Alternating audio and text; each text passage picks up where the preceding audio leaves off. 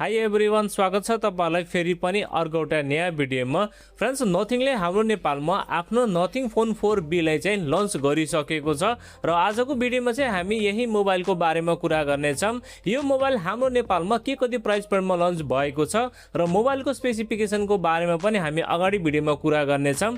त्यसैले भिडियोलाई एकछिन पनि स्किप नगरी अन्त्यसम्म हेरिदिनु होला। अब तपाईहरुको टाइम वेस्ट नगरी सुरु गरौँ आजको भिडियो। फ्रेन्ड्स, आगामी दिनमा अरु यस्तै इन्ट्रेस्टिङ भिडियो हेर्नको लागि प्लिज हाम्रो च्यानललाई सब्स्क्राइब गरेर राख्नु होला। साथमा यो भिडियोलाई लाइक र शेयर पनि गरिदिनु होला।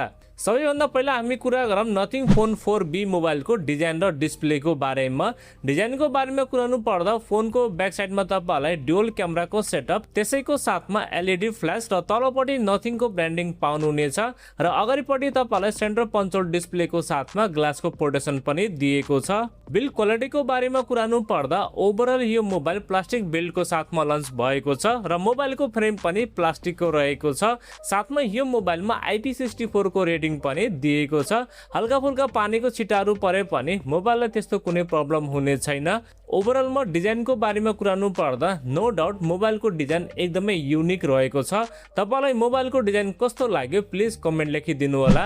अब हामी कुरा गरौँ डिस्प्लेको बारेमा। तपाईलाई यो मोबाइलमा 6.77 इन्चको FHD plus super AMOLED display दिएको छ, जसमा तपाईलाई 120 हर्ट्जको फास्ट रिफ्रेश रेट पनि दिएको छ र ब्राइटनेसको बारेमा कुरानु पर्दा तपाईलाई यो डिस्प्लेमा 2000 निट्सको पिक ब्राइटनेस दिएको छ। यानी कि इन्डोर र आउटडोर युसेजको लागि तपाईलाई यो डिस्प्लेमा त्यस्तो कुनै प्रब्लम आउने छैन। ओभरअलमा डिस्प्लेको बारेमा कुरानु पर्दा मोबाइलको डिस्प्ले क्वालिटी चाहिँ एकदमै राम्रो रहेको छ। तपाईलाई यो डिस्प्लेमा कन्टेन्ट वाचिङको लागि र गेमिङको लागि त्यस्तो कुनै प्रब्लम आउने छैन। अनि परफर्मेन्सको बारेमा कुरानु पर्दा तपाईलाई यो मोबाइलमा क्वालकम स्न्यापड्रागन 6 जेन 4 को चिपसेट दिएको छ, जुन चाहिँ एउटा 5G चिपसेट हो। 4 न्यानोमिटरमा बनेको कारणले तपाईलाई यो मोबाइलमा हिटिङको इस्यु चाहिँ एकदमै कम पाउनुहुनेछ। साथमा LPDDR4S को RAM टाइप र UFS 2.2 को स्टोरेज टाइप दिएको छ। रिड एन्ड राइट स्पिड तपाईलाई यो मोबाइलमा डिसेन्ट पाउनुहुनेछ। अब यो चिपसेटको एन्टुटु स्कोरको बारेमा कुरानु पर्दा लगभग यसको स्कोर 1 मिलियन जति आउँदछ र गेमिङ परफर्मेन्सको बारेमा कुरानु पर्दा तपाईले यो मोबाइलमा 90 FPS सम्म चाहिँ मज्जाले गेम खेल्न सक्नुहुनेछ। गेमिङको लागि र हेभी युसेजको लागि तपाईलाई यो मोबाइलमा त्यस्तो कुनै प्रब्लम आउने छैन। प्राइस अनुसार परफर्मेन्स राम्रो पाउनुहुनेछ। त्यसैगरी सफ्टवेयर तपाईलाई यो मोबाइलमा out of the box android 16 दिएको छ, जुन चाहिँ नथिङ OS 4.1 मा रन गर्दछ र अपडेट्सको बारेमा कुरानु पर्दा तपाईलाई यो मोबाइलमा 3 वर्षको अपडेट्स पाउनुहुनेछ र सफ्टवेयर एक्सपिरियन्स यो मोबाइलको एकदमै बबाल रहेको छ। अब हामी कुरा गरौँ क्यामेराको बारेमा।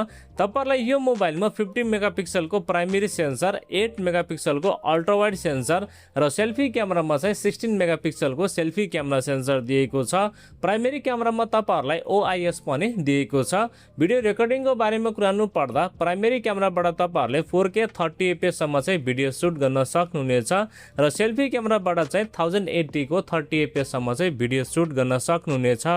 ओभरअलमा क्यामेराको बारेमा कुरानु पर्दा प्राइस अनुसार मोबाइलको क्यामेरा सेटअप चाहिँ डिसेन्ट रहेको छ। ब्याट्री तपाईलाई यो मोबाइलमा 5200 mAh को ब्याट्री पाउनुहुनेछ र यो मोबाइलले 33 वाटको चार्जिङ सपोर्ट गर्दछ, तर चार्जर तपाईहरुले अलगसँग किन्नु पर्ने हुन्छ।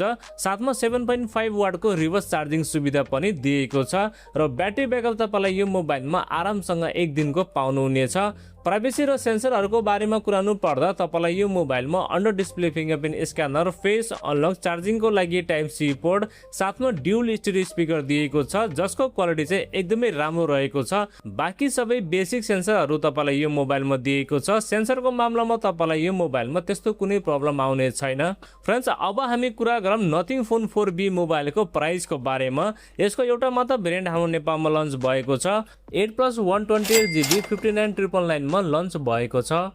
यदि तपाईहरुले यो मोबाइललाई भर्खरै किन्नुहुन्छ भने मोबाइलको साथमा फ्रीमा CMA Buds 2A पाउनुहुनेछ, जसको मूल्य 5979 रहेको छ। अब मेरो ओपिनियनको बारेमा कुरानु पर्दा नो डाउट मोबाइलको डिजाइन, डिस्प्ले, परफर्मेन्स सेगमेन्ट चाहिँ राम्रो रहेको छ, तर अलिकति डिसअपोइन्टिङ के छ भने मोबाइलको क्यामेरा सेटअप त्यतिको राम्रो छैन। जुन प्राइस पोइन्टमा यो फोन लन्च भएको छ त्यो प्राइस अनुसार यदि यो मोबाइलको क्यामेरा सेटअप राम्रो भएको भए मोबाइल चाहिँ राम्रो हुने थियो, बट म तपाईहरुलाई यो प्राइस पोइन्टमा मोबाइल रेकमेन्ड गर्दैन। अब तपाईहरुको विचार, तपाईलाई यो प्राइस पोइन्टमा यो मोबाइल कस्तो लाग्यो, आफ्नो सल्लाह सुझाव कमेन्टमा लेखिदिनु होला र यो भिडियो मन परेमा लाइक पनि गरिदिनु होला। यदि नयाँ साथीभाइहरूले हाम्रो च्यानललाई पहिलोपटक हेर्दै हुनुहुन्छ भने प्लिज हाम्रो च्यानललाई सब्स्क्राइब गरेर राख्नु होला। अर्को भिडियोमा भेट्ने बाचा गर्दै आजलाई बिदा लिन्छु। हवस्, धन्यवाद। जय नेपाल।